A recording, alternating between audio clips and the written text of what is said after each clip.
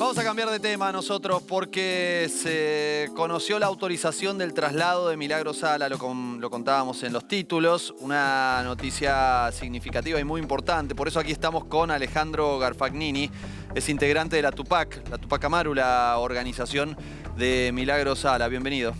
¿Qué tal? Buenas noches. Buenas noches.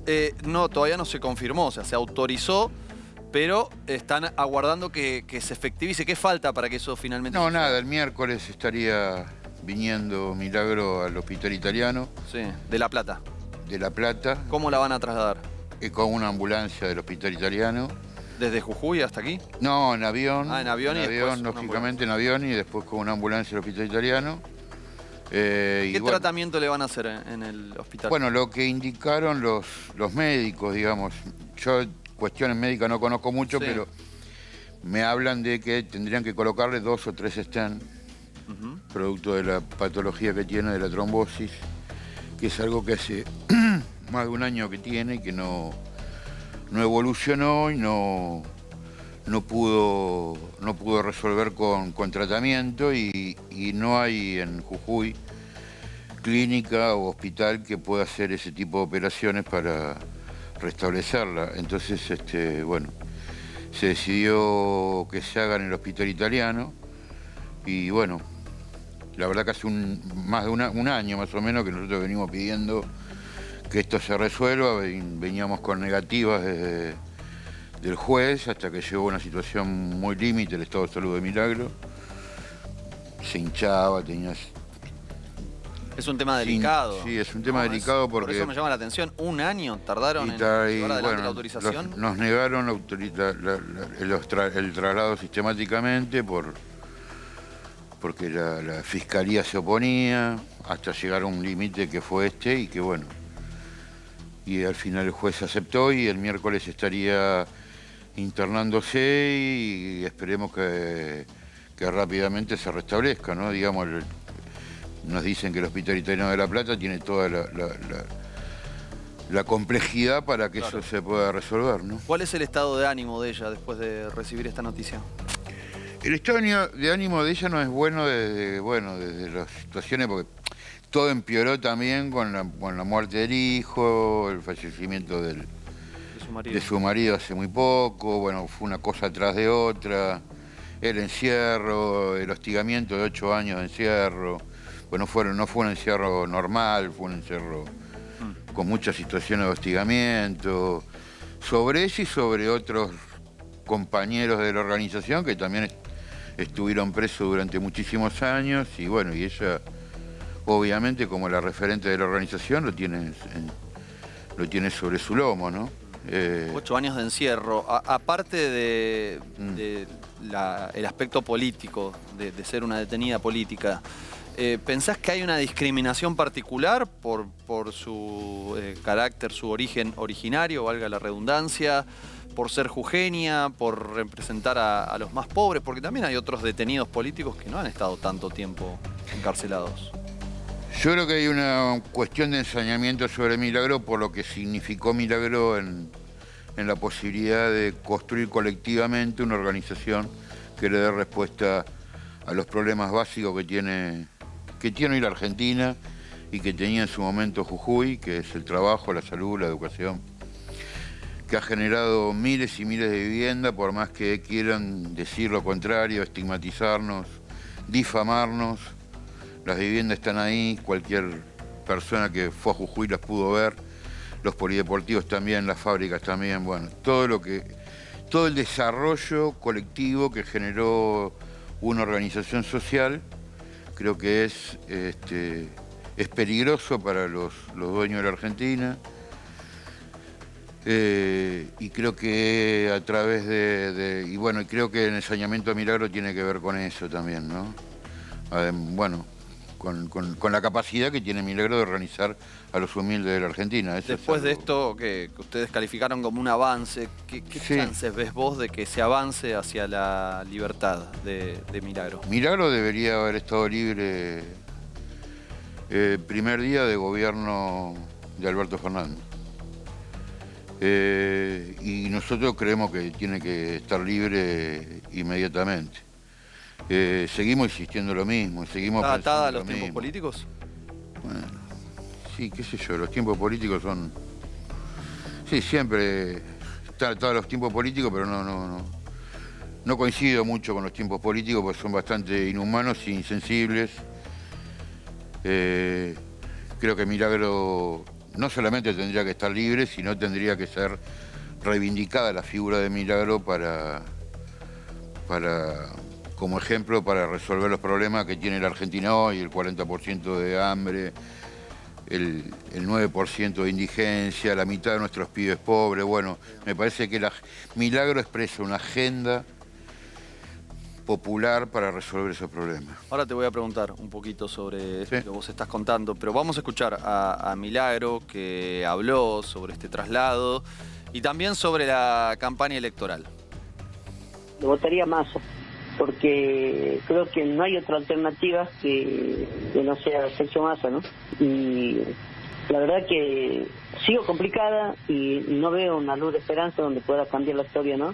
Y no solo la historia para mí, sino porque creo que es público conocimiento de que lamentablemente todo el mundo va contra las organizaciones sociales, cuando las organizaciones sociales son las que en la época de la pandemia, en la década del 90, se hicieron cargo de los ocupados, se hicieron cargo con una copa de leche, con un comedor, dieron de comer a los que menos tienen, ¿no? ¿Vos lo vas a votar a Massa? Y sí, En un balotaje también. sí, sobre todo. ¿Y te imaginás coincidiendo con Gerardo Morales votando al mismo candidato? Es doloroso, ¿no? Es doloroso. El otro día hablaba con un colega tuyo y decía, bueno, que la situación electoral llega a este punto expresa también una crisis del sistema político, ¿no? Digamos. Que un tipo con problemas mentales o emocionales como Milei sea competitivo y que el resto de los partidos políticos tengan que empezar a pensar en alianzas para frenar a un fascista de esa característica, indica también una crisis del sistema político. Y un sistema político que nos trajo a este lugar. Sobre la base de esos números de la pobreza, ¿no? Ese Sobre- 40,1% Sí. que hasta ahora Alberto Fernández aumentó un poquito, pero aumentó un poco con respecto a Mauricio Macri. Sí. ¿Sí? Mauricio Macri lo aumentó con respecto a la actual vicepresidenta, con respecto a Cristina, Sí. y Alberto lo está aumentando hasta el momento, es decir, va a terminar, porque este es el último dato que vamos a tener, de acuerdo a lo que fue el primer semestre de este año, de 2021, aumentó al 40,1%, superando lo que fue la pandemia, aparte. Es un número, bueno, escalofriante, doloroso, por supuesto, y que explica buena parte de la imagen que tiene actualmente el presidente de la Nación.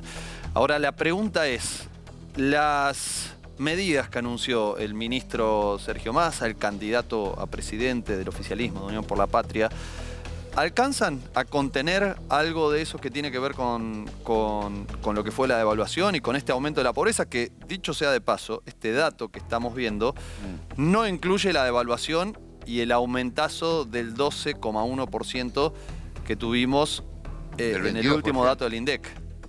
¿Sí? Sí. El dato de la inflación, Claro. el 12%. Y la devaluación del 22. Y la devaluación del 22%. Bueno, la consecuencia fue ese aumento del índice de precios al consumidor. ¿Qué estás viendo en los barrios? ¿Qué está Mirá, pasando? no alcanza, esas medidas no alcanzan, pero son datos interesantes porque van en el sentido correcto. A ver, sirven, esas medidas sirven, sirven mucho y además sirven para decir, bueno, es hacia allá, digamos, hay una lectura correcta de la realidad. Son lo que vos dijiste, son números de guerra. Ahora, ¿cómo se resuelve esto? Y se resuelve con dos cosas fundamentales. Dos cosas que el movimiento popular, a mi entender, debería incorporarla como dos propuestas que... ¿Cuáles? Una es que la riqueza de la Argentina, porque todos coincidimos que Argentina es un país rico, productor de alimentos, de hidrocarburos, de gas, de litio, de minerales. Que la riqueza argentina quede en Argentina, la primera cuestión. Y que esa riqueza quede en Argentina para generar empleo, para generar trabajo para los argentinos, para generar industria. Que esa riqueza que quede en Argentina se distribuya y llegue al bolsillo de los humildes y de los trabajadores. Y no termine en los balances de un puñado de empresas multinacionales. Si nosotros logramos esas dos cosas en Argentina, dos cosas sencillas, de sentido común, y bueno, resolvemos rápidamente estos números. Estas medidas que tomó Sergio Massa decís que van en ese sentido. Ojalá. Yo lo que le pido a Sergio Massa es que haga esas dos cosas. Si Sergio Massa hace esas dos cosas, el movimiento popular lo va a acompañar y tenemos posibilidad de volver a recuperar a la Argentina de este desastre. Te quiero preguntar específicamente por la medida de compra sin IVA, que parece darle cierta progresividad a ese impuesto que es muy regresivo. ¿Está funcionando entre tus compañeros en los barrios? ¿Van a comprar y les devuelven el IVA o hay muchas trabas? No hay trabas y funciona. ¿Los comerciantes tienen...? Sí, en general yo me manejo en el Gran Buenos Aires, ¿no? Básicamente en el Gran Buenos Aires. Sí. En el Gran Buenos Aires todos los comerciantes tienen postnet y tienen la posibilidad de, no sé, en el interior del país, quizás haya algunas complejidades, pero en el Gran Buenos Aires está funcionando muy bien. ¿Los créditos de ANSES? ¿Para que ¿Están endeudadas las familias? Sí, todas. Y eso no está ayudando a que... No es que se desendeudan, pero de alguna forma la deuda la pasan a tener con ANSES, con una tasa mucho más baja. Eso... Son todas medidas muy positivas, digamos. Definir que el salario no es ganancia también, te podría decir que es otra medida muy necesaria y muy correcta, digamos. Son medidas muy piolas, muy que van en el norte de lo que tenemos que instrumentar.